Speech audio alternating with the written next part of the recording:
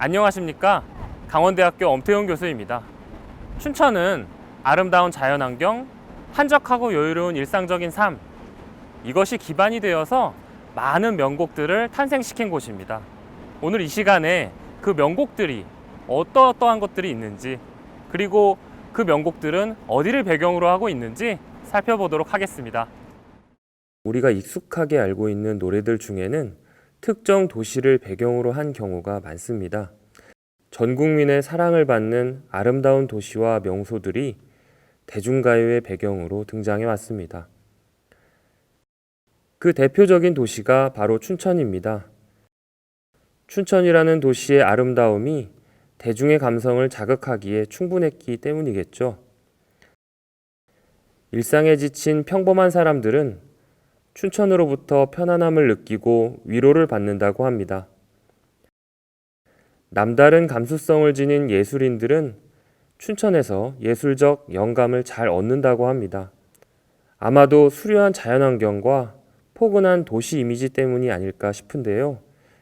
실제로 춘천이 등장하는 노래들도 아름다운 경관과 안락한 도시의 모습을 낭만적인 선율에 잘 담아내고 있습니다. 우리나라 사람들이 춘천이라는 도시를 어떻게 생각하고 있는지 잘 보여주는 노래는 바로 김현철의 춘천 가는 기차입니다. 노래 속 주인공은 일상에 지쳐 있습니다. 그리고 그 일상으로부터 잠시 벗어나고자 춘천행 기차에 올라타죠. 잠시 내 마음을 내려놓을 수 있는 곳. 그래서 춘천 가는 길에는 추억이 떠오릅니다. 주인공이 지나쳤을 북한강, 강촌, 남춘천역, 춘천역 등은 주인공의 옛 기억이 머물고 있는 곳이니까요.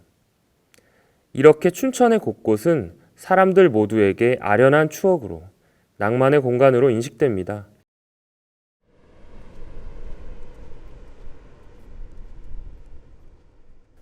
우리가 잘 알고 있는 것처럼 춘천의 삼면을 강물이 에둘러 갑니다.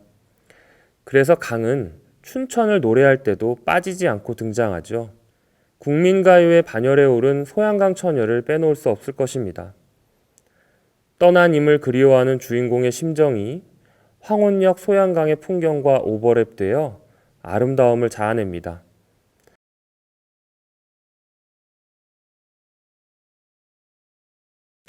(1969년) 배경호가 작곡한 노래를 모아놓은 배경호 작곡집 앨범에는 이미자가 부른 춘천댁 사공이라는 노래와 가수 남정희가 부른 춘천 아가씨라는 노래가 실려 있습니다. 두 곡 모두 소양강 처녀와 마찬가지로 떠나간 임을 그리워하는 여성의 심정을 담고 있습니다.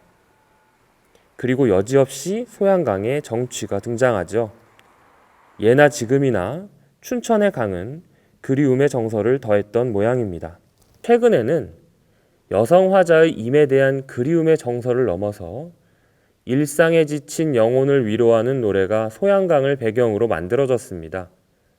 춘천 출신의 가수 소보의 소양강이라는 곡이 그것인데요.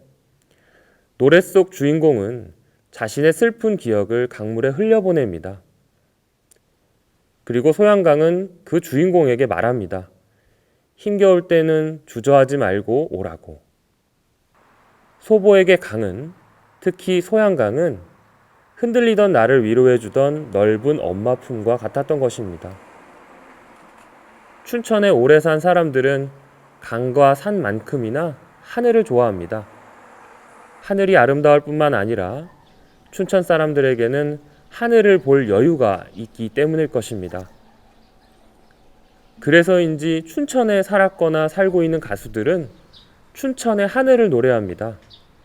원조 디바라는 수식어가 붙는 가수 김추자는 60을 넘긴 나이에 새 앨범을 내며 춘천의 하늘이라는 곡을 불렀습니다. 서정적인 멜로디를 바탕으로 고향 춘천을 되돌아보는 그 평범하고 무난한 설정 속에서도 김추자만의 개성적인 목소리를 확인할 수 있습니다. 이 노래에서 춘천의 하늘은 보고픈 많은 사연들이 담겨 있는, 비유하자면 영화관의 흰 스크린에 빛이 들어오며 지난날의 추억이 재생되는 것 같은 공간으로 묘사됩니다.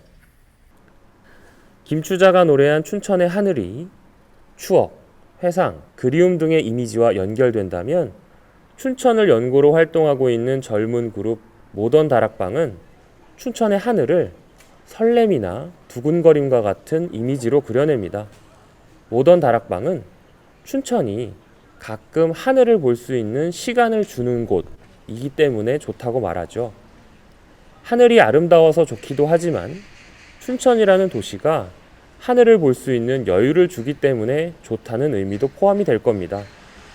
아무리 가요에 자주 활용되는 도시라 하더라도 도시의 일상적인 모습까지 활용되기는 어렵습니다. 대개 일상은 낭만이나 여유와 정반대의 이미지로 인식되기 때문이죠.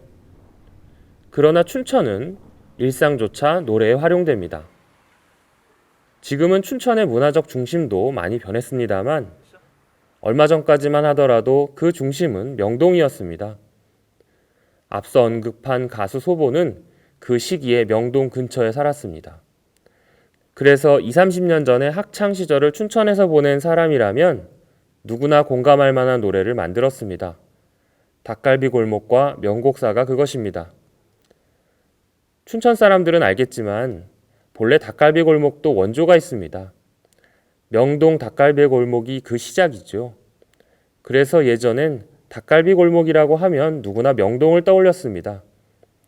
기쁜 날이든 슬픈 날이든 사람을 만나야 할 때면 을의 닭갈비 골목을 찾았습니다.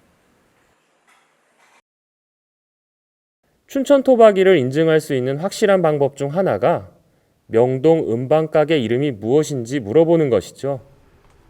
소보는 이것도 노래의 소재로 삼았습니다. 희귀한 음반을 구하기 어렵던 시절, 이곳은 춘천 사람들의 음악적 욕구를 해소시켜주는 거의 유일한 창구였습니다. 사장님께 앨범 이름을 적어서 건네주면 머지않아 그 앨범을 받을 수 있었으니까요. 춘천 사람들은 이러한 기억을 아름다운 추억으로 간직하고 있습니다. 그래서 춘천은 일상조차 일상의 배경이 되었던 명동의 곳곳 모두가 음악 속에서 명소로 자리 잡고 있습니다. 지금까지 대중가요에 등장한 춘천의 명소를 살펴봤습니다. 춘천은 어느 한 곳을 명소라고 지정할 수 없을 정도로 도시 전체가 그 자체가 명소였다고 할 수 있습니다. 춘천에 오셔서 춘천의 노래를 같이 한번 만끽해 주시기 바랍니다. 감사합니다.